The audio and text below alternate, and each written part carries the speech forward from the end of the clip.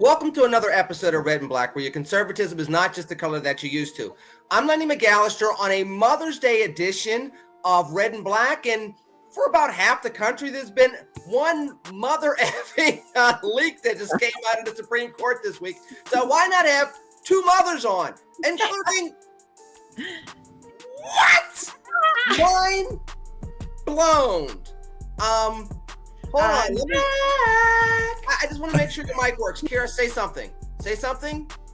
Say something. Yeah, just the way Kira Davis, the way I remember. She's like,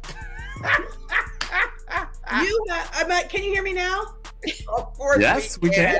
Okay, let me start over. I'm back.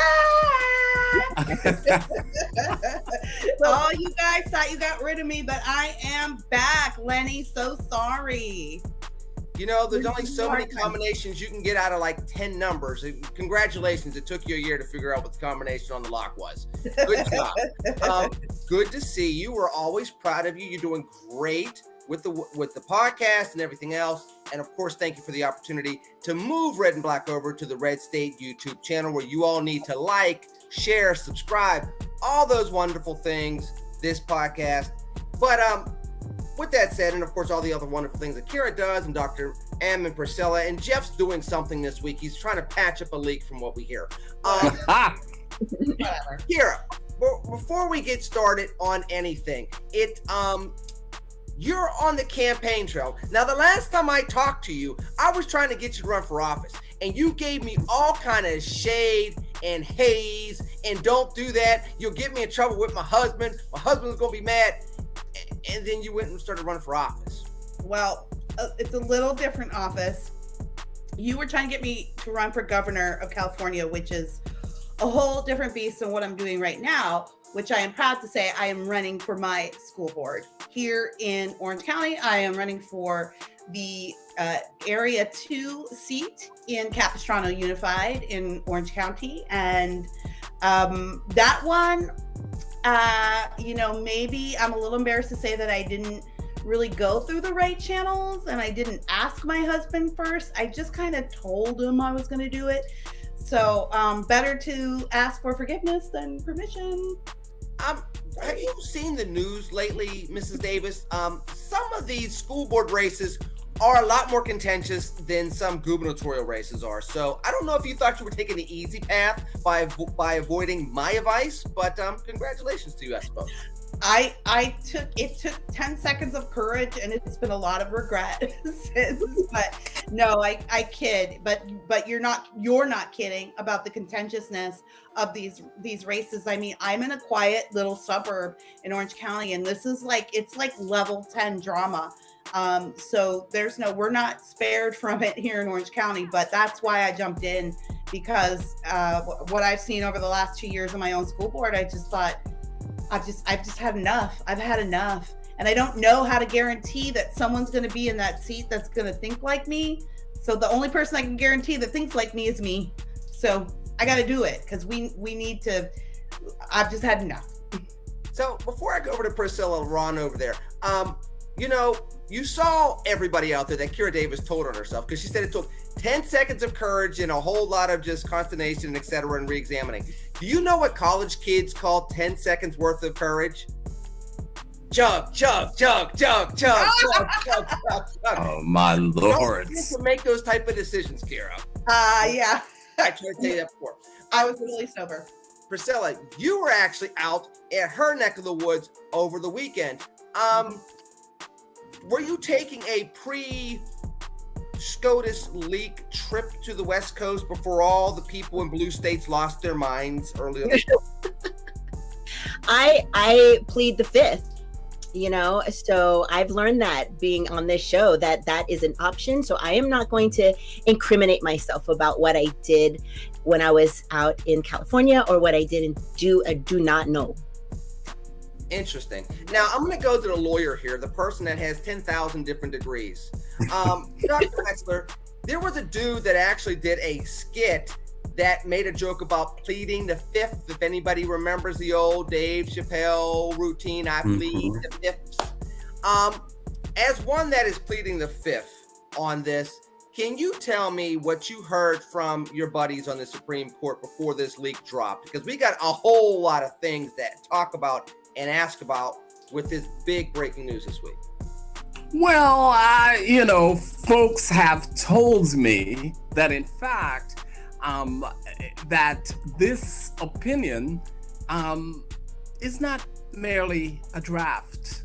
That in fact, when the opinion comes out, you will see a lot of what is in the so-called draft. And if you notice, the Chief Justice confirmed that it came out. And then the Chief Justice also said he's having an investigation of the leak. But guess what? It's an internal investigation. It's not being investigated by the FBI. Well, and let's start with all this. So many different places that go with this. First of all, there's a lot of people on the left that are mad looking for a criminal investigation for something that's not a criminal offense. No. This is not a trade secret. This is not corporate espionage. And this sure as hell isn't, something with the Pentagon, Kira. This is simply somebody dropped this for some type of PR move. So number one, let me go to this with you. Who do you think leaked it? And I'm not saying who do you think the person was, if you don't think you know a person, but what side? Because there's a reason why a conservative would drop it out of the Supreme Court infrastructure. There's a reason why a Democrat would drop this. What say you? Who do you think dropped it and why? Well, I definitely think it came from the left. And if you heard Peter Doocy ask Jen Psaki about it, her refusal to speak on behalf of Joe Biden and say, hey, we condemn this leak, which is what any responsible leader in the public square should do, no matter what you think of abortion. You have to really protect those leaks, right? You have to really protect the idea of this institution. So you would expect the president of the United States to have an opinion on a leak from the Supreme Court, and Joe Biden doesn't. So to me, that says, okay, they kind of know this kind of coordinated. Who it comes from, I'm not sure to a person, but there's been some connection to a Politico reporter who's married to one of the clerks who works for Sotomayor.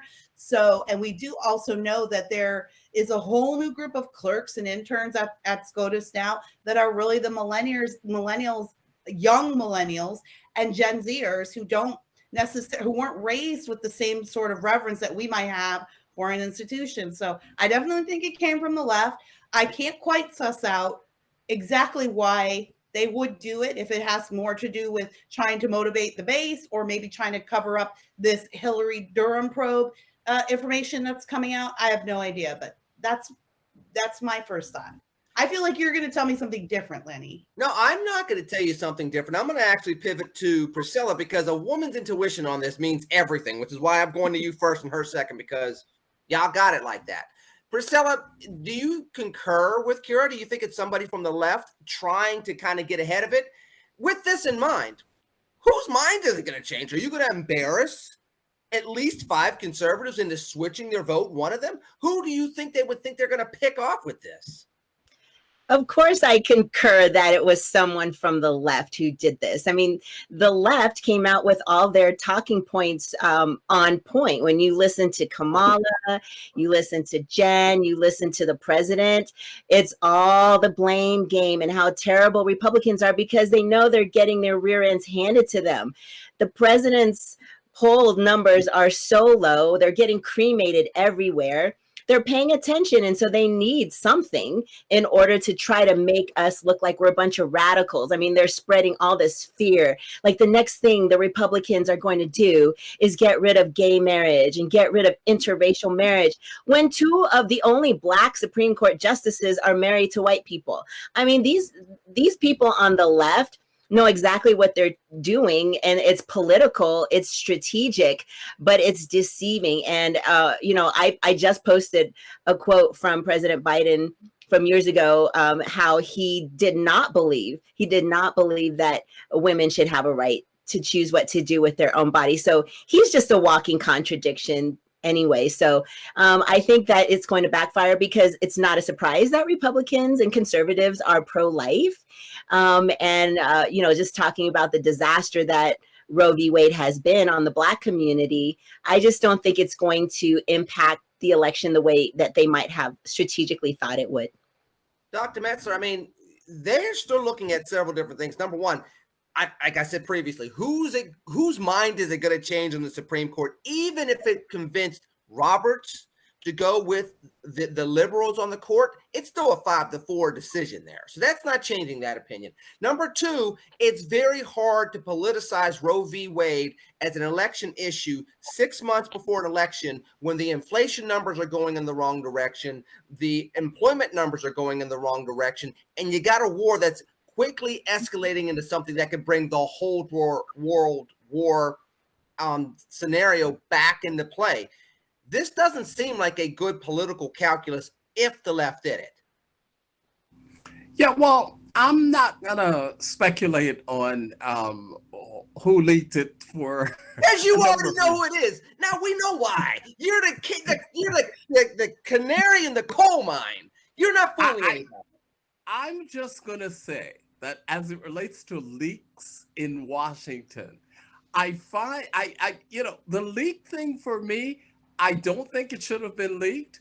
But hey, remember, almost every politician in Washington or trying to get to Washington pays people to leak.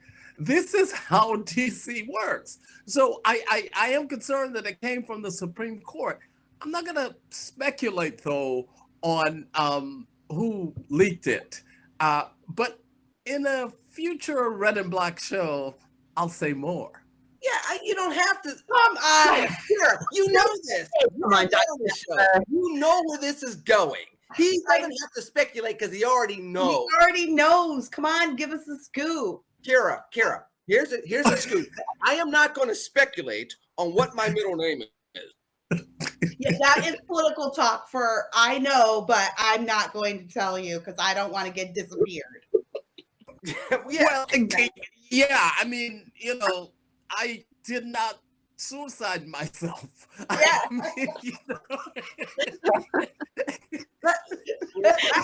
Let's move on to another thing, and that's a very valid point.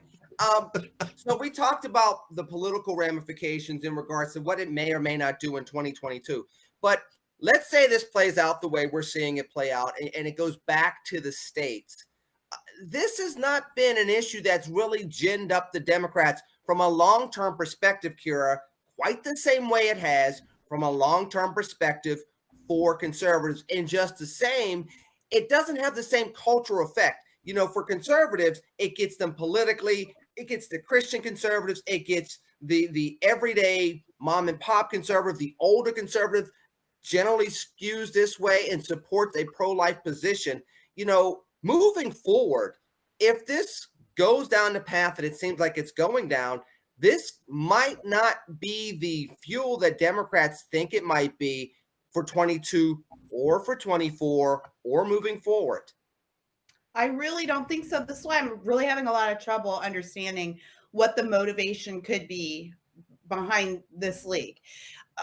Unless they're just that desperate, because sure, primaries are around the corner here in California. They're coming up very quickly.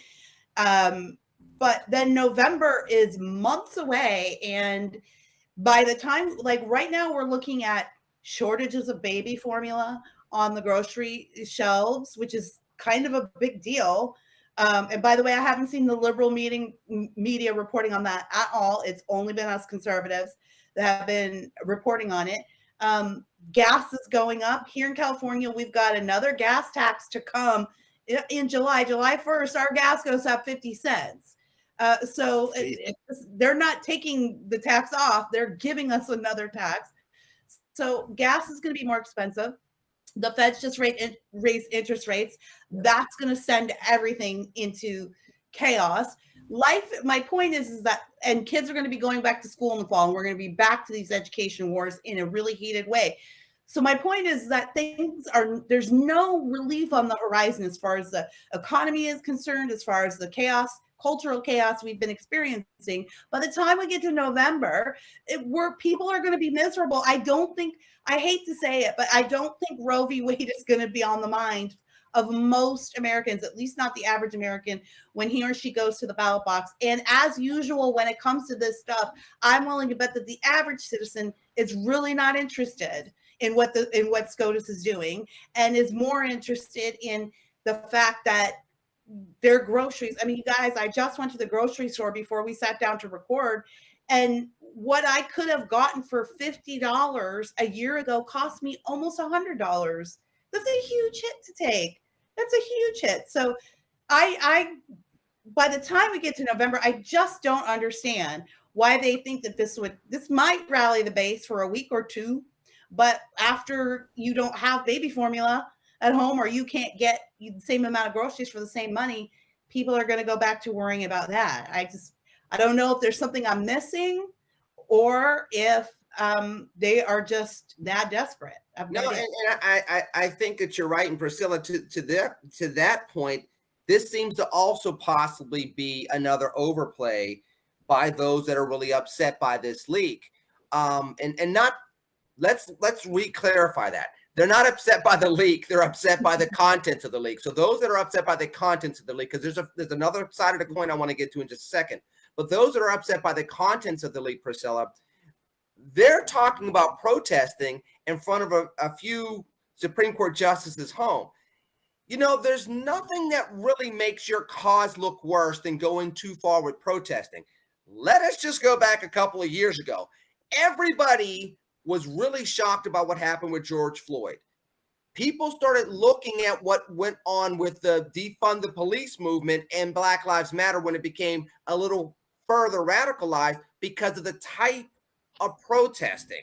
And that's when they started losing the coalescing behind the initial mission of what Black Lives Matter was supposed to be and everything else.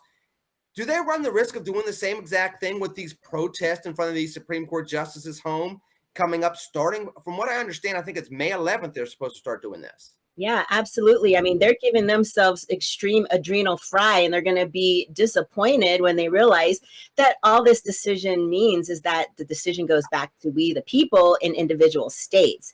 And most of the states, whether it's red or blue, have codified laws that have been going. I mean, if you talk about Colorado, which just passed the #1 most extreme abortion laws in the nation, it's pretty repulsive if you read the bill. What can be done to a human life here in Colorado. And so I think the meltdowns that we're seeing are unwarranted because people don't understand. And we're seeing this, we're all commenting on the same tweets on how ridiculous people are in the comments that we're seeing. It's like, do people really understand the role of the Supreme Court? Have they read the Constitution? Do they realize abortion's not even a part of the Constitution? Are these rhetorical questions? Because I think you're going to answer these questions. And I was on a radio interview this morning where I said, you know, actually more people are reading the Constitution these days. I'm seeing this more and more, and people don't believe it, but they are. We're going to have a very informed voter base, I believe, this November. I'm seeing it, especially in our community, in the Black community. People are waking up and asking questions, and they're not drinking the Kool-Aid. So let me go to this, because we talked about the contents of the leak upsetting people, Dr. Metzler, but we also brought up the leak itself. And there are people that are upset with the leak itself. And I think there's a twofold to that. Number one, there's got to be certain confidentialities that have to be able to be kept at certain rungs of our government, regardless of the branch and regardless of what it is. There's a certain sense of timing that should come out. Can you imagine, for example, if the Obamacare decision was leaked in 2012? Can you imagine the chaos it would have had on the election if that transpires? So number one, what does that say about where we are? You mentioned previously, and I think it was Kara that said it as well, there's a certain generational gap in regards to the respect for institutions here in America these days. And number two, what does it say about the politics of a court that's supposed to be non-political and nonpartisan that really has been for the last 20 years, if not longer, and doesn't seem like it's going to revert back to anything akin or aside from that anytime soon? Well, first of all, as it relates to the court, the politics of the court has been political at least since the Warren Court. So when folks sit there and say, oh, it's not political, it is political. The head of whoever is the president and whichever political party, that person appoints the justice. Therefore, it's political. Number one. Number two, I think, let me push back on that, because there have been arguments, particularly from conservatives, that have said, we thought we were getting conservative until they actually sat on the court. Again, I just mentioned Roberts. Everybody thought Obamacare was going to get shot down in 2012, and the deciding vote was Roberts, with some legalese gymnastics that he did in order to make it, not be one thing, but actually be another. So it seems, I understand what you're saying. They're political appointees, but they always end up morphing into something different more often than not until pretty recently. Well, yeah, but I mean, look, a Souter, I think, was simply an exception. They had not vetted Souter appropriately at all. And so that's why you thought you were getting a conservative, but you did not get a conservative. And, eventually he decided to get off of the court. But the Supreme Court is political. At least since Warren, it continues to be political. And so to say, well, I thought this great institution, that's nonsense. It's not. I mean, that's the reality. And so the question becomes, what are we looking at relative to the court? Now, there are a couple of things relative to the court. Number one, when you look at this decision, a lot of what this decision is saying is, if it is not in the Constitution, we are not going to uphold it. It has to be in the Constitution. A bit of a danger with that, though, because, for example, if you look at something like the filibuster ain't in the Constitution. You look at the right to privacy, that's not in the Constitution. The Miranda rights, that's not in the Constitution. These are all laws that were made by the court. And so I get a bit tickled when either side talks about, we don't want judge-made law. Well, if you look at what we've got, folks, that's what we have. And even if you look at the Constitution, political parties are not in the Constitution. None of this stuff is in the Constitution. So I think we have to be very, clear that we can't have it both ways. What the court's saying is, if it's not in the Constitution, I have nothing to do with it. Right.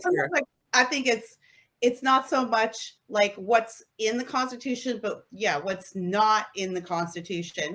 Constitution. We do this biblically too, right? Like a lot of people a lot of atheists will be like, well, there's no restriction on whatever thruples in the Bible, or Jesus never mentioned abortion. And so, it's like, unless there's like specific instructions in there, then it doesn't matter. But that's not always it, right? It's all about structure, and is this a living document, or do we just?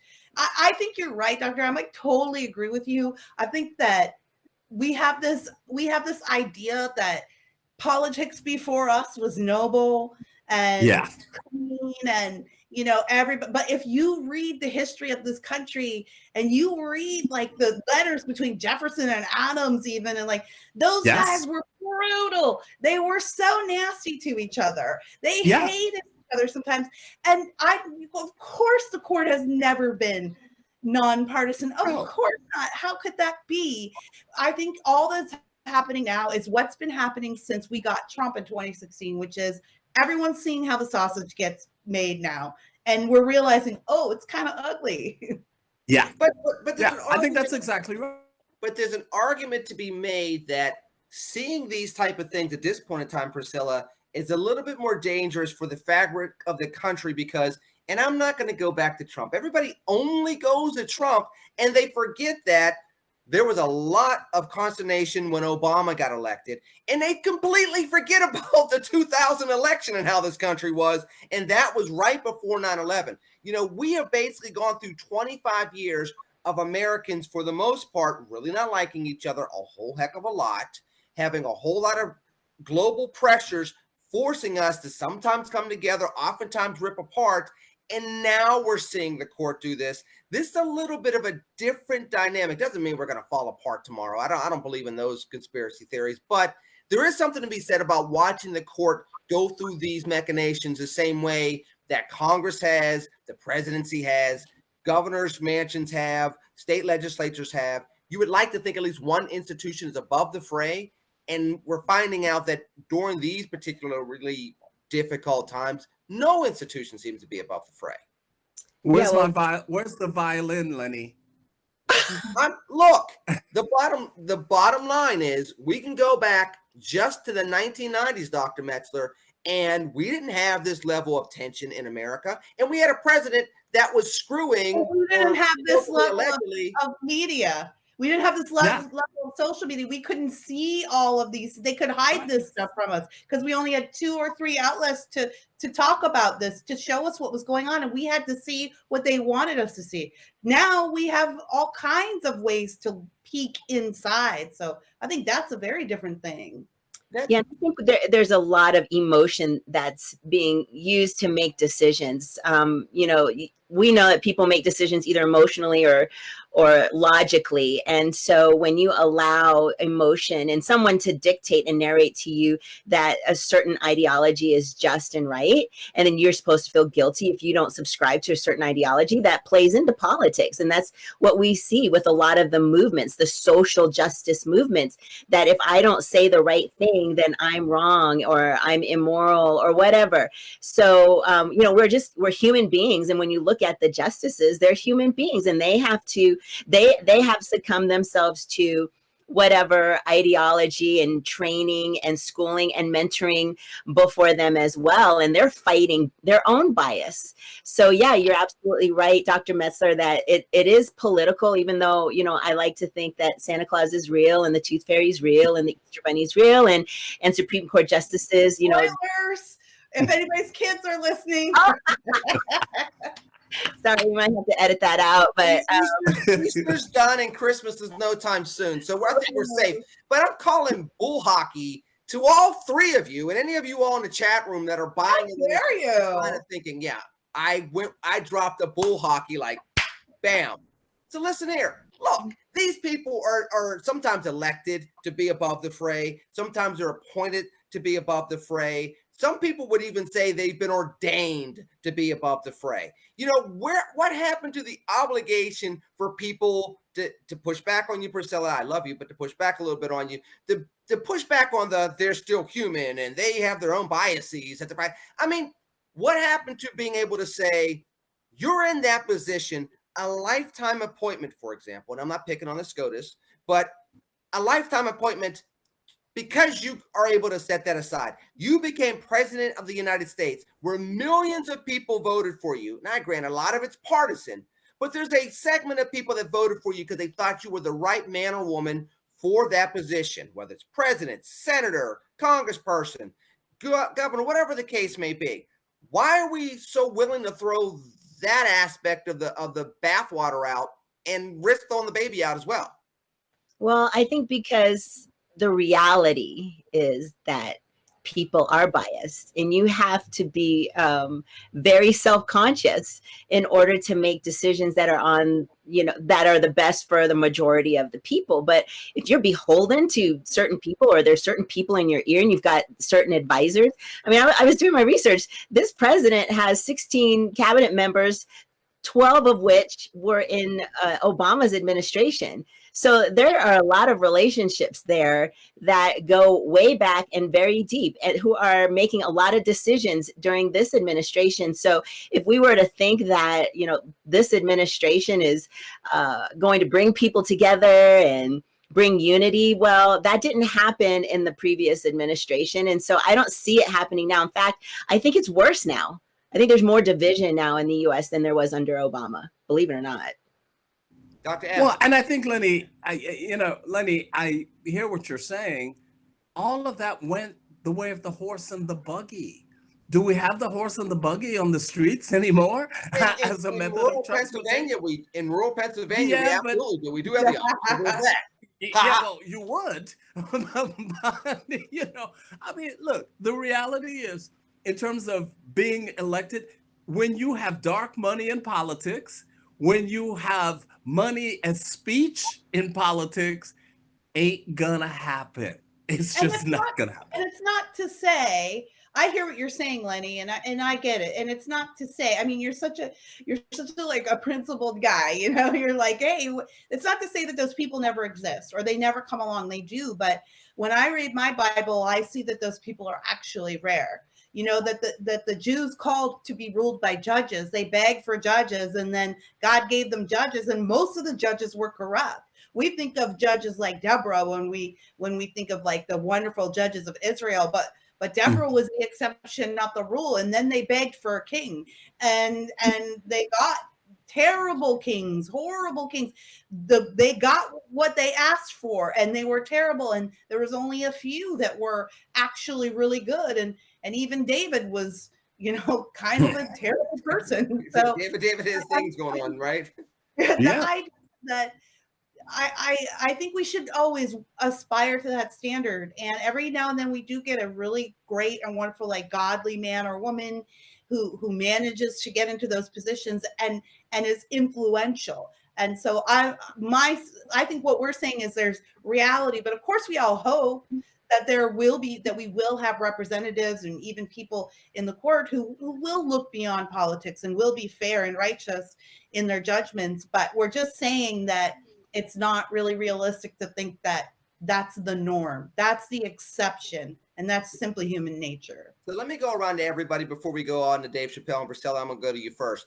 If that's the case, if pessimism thing 1 and thing 2 down there at the bottom of the screen are absolutely correct with this, then because of social media and because of the 24-hour news cycle and because of the influence that the everyday American can have on the fabric of town square in a way that they didn't have 30, 40, 50 years ago, are we seeing a rediscovery or a redefinition of what it means to be an American and in the American body politic? You know, even with social media, I tend to believe that most people are in the middle. We have our extremes on both sides that are getting all of the attention and they're really loud. And, you know, the rest of the people that are in the middle are like, oh my goodness, they don't represent who I am. I don't want to be attached to an extreme narrative on either side. So I still think that most Americans, 80% of us who are like in the middle, who are not far right or far left, are going to come together and vote for reasonableness and like to Kira's point at the beginning, like the things that we care about: education, inflation, affordability, safety. These are the things that most people are talking about. And that's where we're going to see when we look at the voting that happens this fall, that's how people are going to vote. They're going to look at the candidates and they're going to drown out the extreme radical craziness that you hear, and they're going to vote sensibly. And so I think, you know, candidates are going to have to make sure that they reach people in the middle. Dr. Maxwell, what say you, sir? Yeah, I do think Priscilla's absolutely right. Listen, we've got to be able to reach the people in the middle. But look, we are in extremely political times in everything that we do. So I think we ought to just grow up and deal with that. It is what it is. Elections have consequences. They continue to have consequences. And, you know, we can talk about principled Democrats or principled conservatives all we want to. That's hogwash. I mean, it just is what it is. Of course, they are principled conservatives. They are principled Democrats, I guess. But in any event,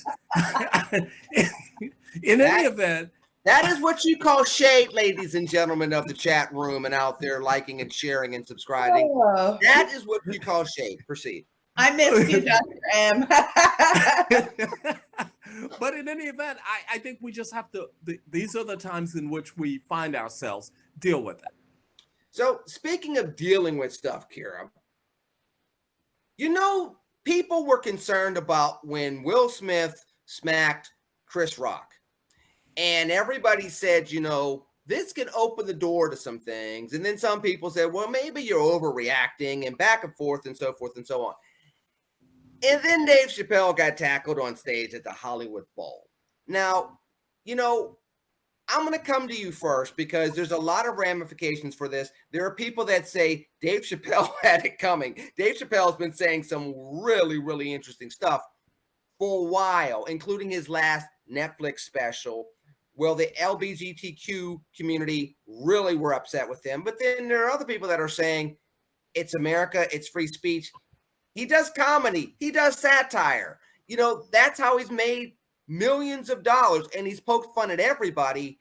If somebody can't heighten awareness through satire and comedy in America, where is it safe in this globe? So your thoughts, because you're out there in California, you have ties to the entertainment community. I'll go to Priscilla next because she's also popular and lovely and famous and all that other jazz. But you first. Well, first of all, I think we need to like put this in perspective. I understand it's very tempting to look at what happened on stage at the Oscars and go like, this has cultural ramifications. But I think that was a different situation. We don't know what this guy's motivations were. We don't know a whole lot about this guy yet. In fact, I heard a short interview with his brother who just said, I thought my brother liked Dave Chappelle. So we don't know. Here's the other thing, you guys, please, you have to remember, this is LA. This is California. He was at the Hollywood Bowl. We have an insane crime problem here. We have an insane meth problem here. I would not be surprised to find out that guy was on some kind of drugs. And we have people get attacked every day by drugged out, mentally ill people who the state can't take care of because of all of our ridiculous policies. Here's the other aspect of this story that people need to know. This is an important one. George Gascon, who is the district attorney for LA County, has refused to press charges or to prosecute a felony for this young man who attacked Dave Chappelle with a knife, essentially tried to kill him, and could have if Dave Chappelle weren't protected by security. But Gascon is a George Soros Marxist Black Lives Matter plant who has said from the start of his tenure in Los Angeles County that he fully intends to dismantle the criminal justice system from the inside out. Chesa Boudin is doing the same thing up in San Francisco. So all of the, I know, again, it's tempting to look at what happened at the Oscars and connect that to Chappelle. It could be connected. I'm not denying that it's not. But to my mind, this is more of a Los Angeles issue and a crime issue. We're dealing with this here in the state of California, and it's become untenable. And now we have this whole new fresh crop of Black Lives Matter prosecutors that we got in on the 2020 election. And the result of their work over the last 2 years has been to really lessen the safety of citizens. And we have seen a giant uptick in crime and violent crime, like what happened to Chappelle. I'm not willing to connect the two at this point. All right, Priscilla, I'm going to pivot away from the Chappelle aspect of this right now. I'm going to go into something that Kara was talking about, which is the wave of DAs that have come into office that are not looking to prosecute quote unquote lower level crimes. I mean, we see it on the East Coast, we see it on the West Coast.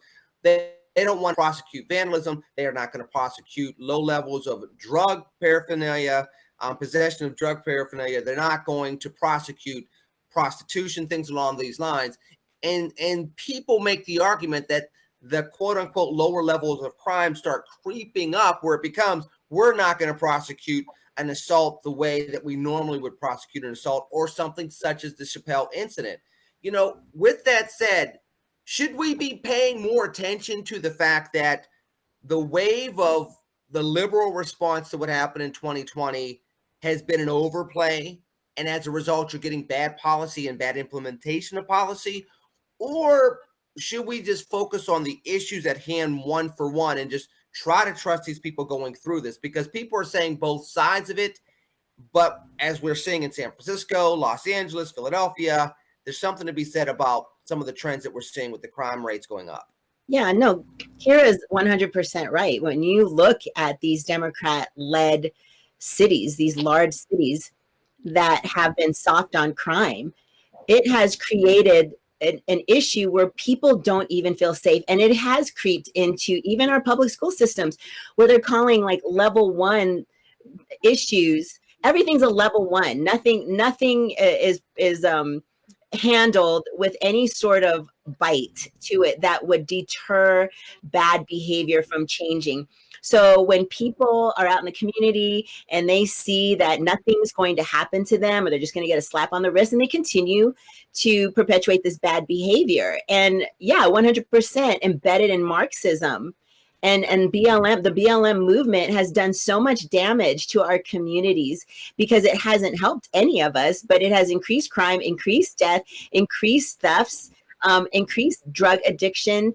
Like nothing's happening that is changing the behavior. And talking about upward trends of anything, there's no positive upward trends. We're not seeing less crime, less homicides, less death, less drug addictions, less issues at school. Our kids right now, when I say our kids, it's like all kids, but especially in the Black community, because that's where we see a lot of the disparity in the data.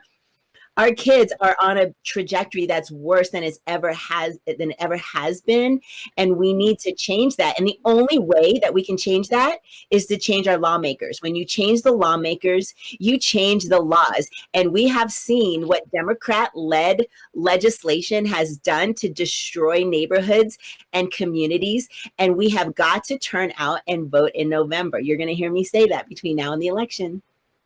Dr. Metzler, where do you get the balance between the teeter-totter? Because, I mean, we keep switching out legislators. It's Republicans, Democrats, and we never seem to find a sweet spot. I know people go back to Giuliani in New York and cleaning up New York, but that was 25 years ago at this point in time.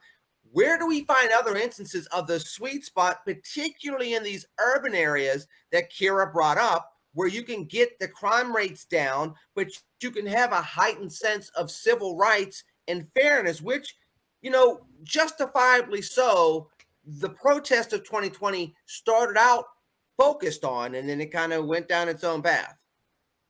Yeah, well, I think there are a couple of things. Number one, when you look at these prosecutors, and let's look at Baltimore City, for example, where the prosecutor, Baltimore City is almost 100% Democrats are elected to every single position in government. In addition to which, she's a Black woman. The government is all Black. She is being prosecuted. And what does she say? It is racism that's occurring in the city. She has refused to do any, she's like, no, the low-level crimes, I'm not doing that. See, what in fact we are electing, I understand why they don't want to prosecute these crimes, because they're prostitutes themselves. In this particular instance, that is what they're prostituting. And so I find it extremely disgusting. The role of the prosecutor is to seek justice. That means justice for the city, justice for everyone involved in it. But instead, what we are getting are these people who are beholding to this crazy lunatic left folks who are electing them. That's what we're getting. When you can go into Walgreens and other places and just steal stuff and nothing's going to happen to you. I mean, come on. So in terms of the balance, but in terms of the balance, until we start a couple of things, term limits and holding people accountable. Look, the term limits thing, I just think it's getting short shrift. We are putting too many people in office for too long. You look at Dianne Feinstein in California. Baby, sit down. You got to go. But the establishment's going to continue to push her. And you know, Democrats can talk all they want to about what happened with the Supreme Court and Ginsburg. Ginsburg should have got off the court if you wanted a justice at that time. And so we have to be 100% clear as to actually what's going on here. And it's interesting that you would bring this up, and I'm gonna get into a couple more things before we get out of here tonight. You know, when you start talking about the prosecutors, it's funny because Kira, Dr. Metzler brought up the people that elect them. There's a whole lot of former prosecutors that are now leading things as elected officials at the federal level, at the state level and at the county level, where these people are viewing these positions not as attorneys looking to try to bring justice, but as politicians trying to find the lowest rung of the ladder to start climbing up. Is that part of the problem that you're seeing in California, part of the problem that you're seeing when you're writing for red state across the country? 100%. It's part of the problem I'm seeing running for school board here. There are a lot of people who, one of the issues that people have, and this is actually a question that I've gotten from parents, is is this a stepping stone? Or do you have larger political ambitions? Because for governor. No. I will never run for office again. When I win this seat, it's this seat. That's it. You heard it here. This thing is crazy. It's already crazy. I got stories. I'll tell you next time. But but parents are concerned about that. You know, I've heard those very words from parents, like, I want to trust you, but I also want to know that you don't have bigger political ambitions, or that you're not using this as a stepping stone. I believe that Dianne Feinstein used to be on the school board. I think Barbara Boxer used to be on the school board. Yep. It is. And I mean, I've seen some of the candidates in my district, and they're clearly aiming for higher office. This is just the start. So you're absolutely right.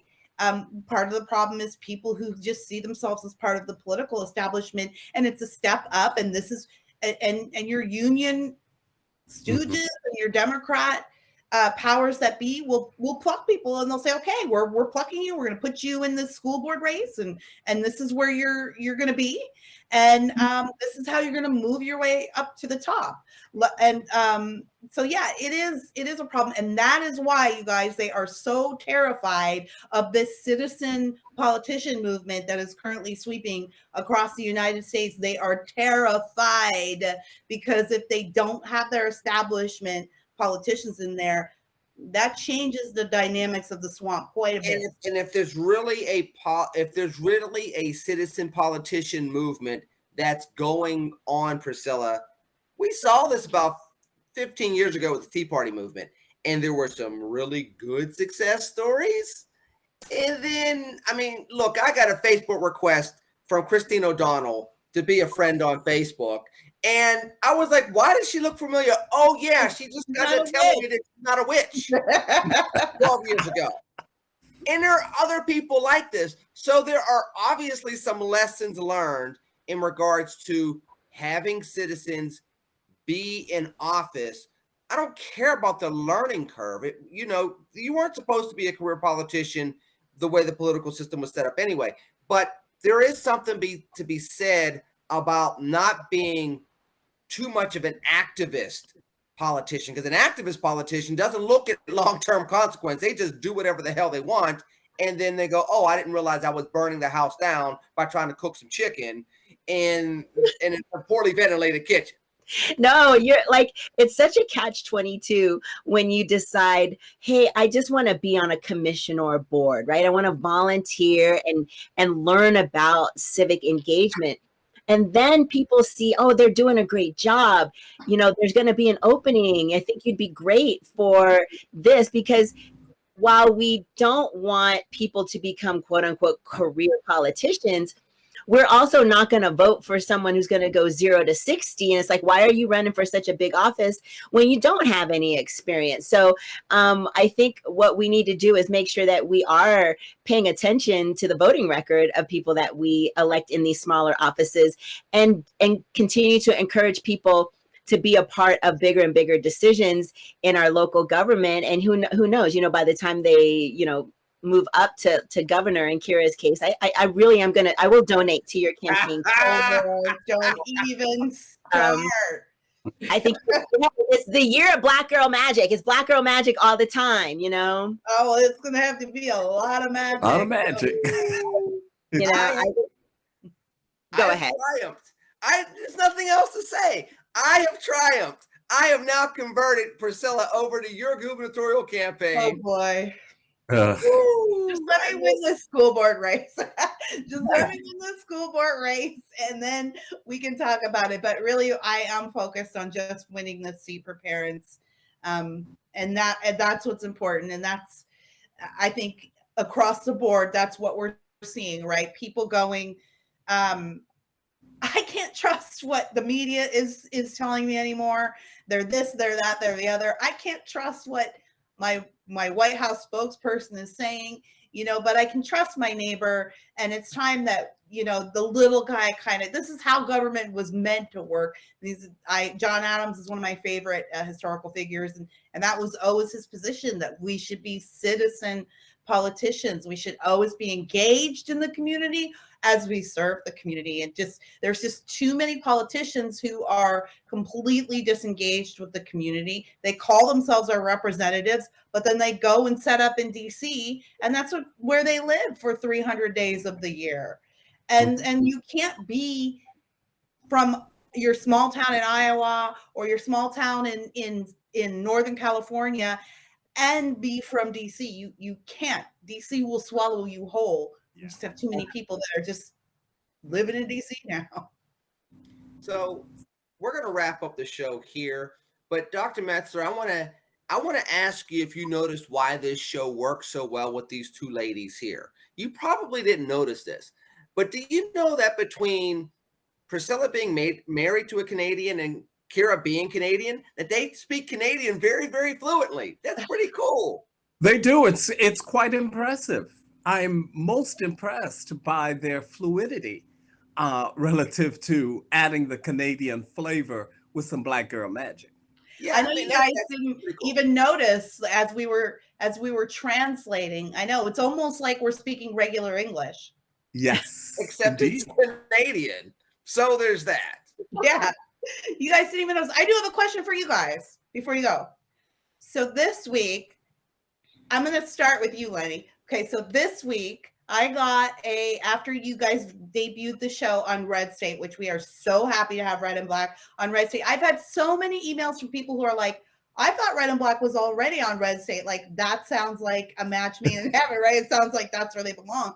And I'm like, yeah, me too.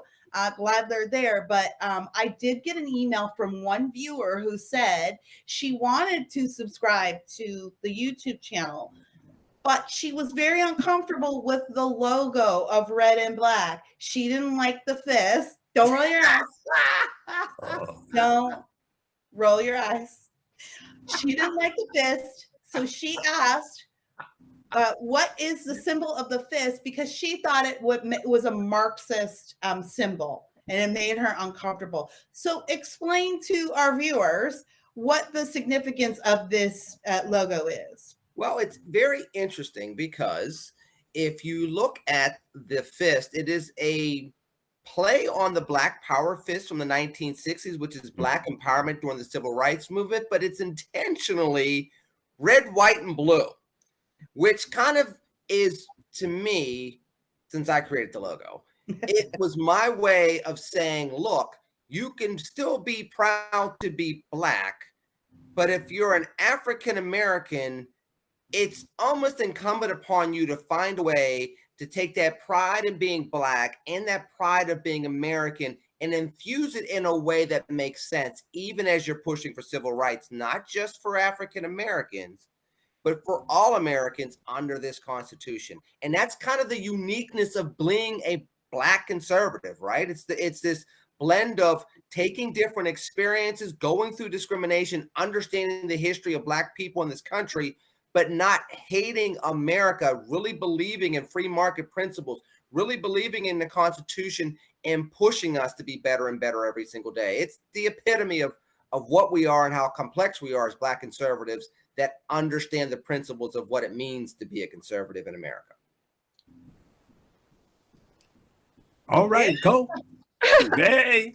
This is why, and for those of you in the chat room, this is why they don't ask me any serious questions on this show, because people just look and go, oh, damn, he really got serious for a second. Yeah. That's not his role. Read the script.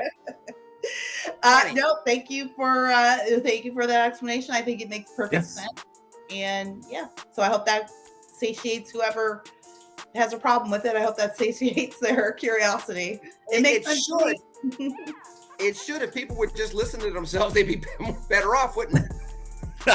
They would. Right. I'm so glad you mentioned this, Lenny. I also happen to have a podcast I don't know if anyone's interested, but I have a podcast. It's called Just Listen to Yourself with Kira Davis.